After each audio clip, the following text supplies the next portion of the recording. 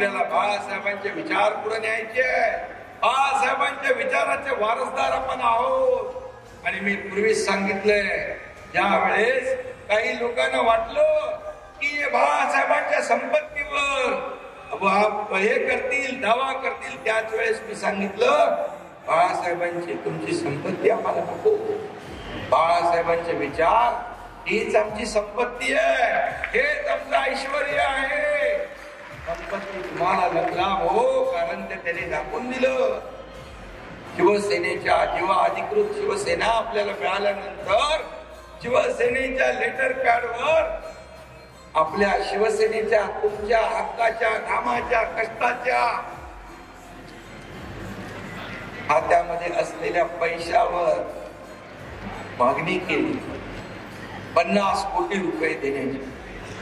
खरं म्हणजे ही मागणी योग्य नव्हती, पण मला माहित होतं यांना बाळासाहेब नको, बाळासाहेबांचे विचार नको, बाळासाहेबांची भूमिका नको, शिवसैनिकांची भूमिका नको. यांना पैसे पाहिजे. एका मिनिटात या एकनाथ शिंदेने सांगितलं देऊन टाका आणि ते 50 कोटी रुपये. हा विचार आपला. आणि म्हणून आपण बाळासाहेबांचे विचार करून येतो. बाळासाहेबांवर अभिप्रेत होतं ते आपण काम करतोय.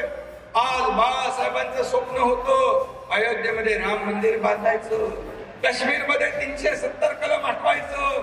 बाळासाहेब सांगायचे मला 1 दिवस प्रधानमंत्री करा, 1 दिवस प्रधानमंत्री करा. मी 2 कामं करतो, एक अयोध्येत राम मंदिर बांधतो आणि दुसरं 370 कलम काश्मीर मधलं हटवतो. आज कोण स्वप्न पूर्ण करताय? या देशाचे आदरणीय प्रधानमंत्री नरेंद्र मोदीजी यांनी अयोध्येमध्ये राम मंदिर बांधलं. ते 22 जानेवारीला त्याचं लोकार्पण होतंय आणि 370 कलम मोदीजींच्या मार्गदर्शनाखाली गृहमंत्री अमित शहा साहेबांनी काढून टाकलं. मग बाळासाहेबांचं स्वप्न कोण पूर्ण करतोय? बाळासाहेबांच्या बद्दल बोलण्याचा नैतिक अधिकार कुणाला आहे? आणि म्हणून ते टिंगल करत होते, चेष्टा करत होते, मंदिर वही बनाएंगे, तारीख नहीं बताएंगे. परंतु मोदीजींनी मंदिरही बनवलं आणि तारीखही दाखवली 22 जानेवारी.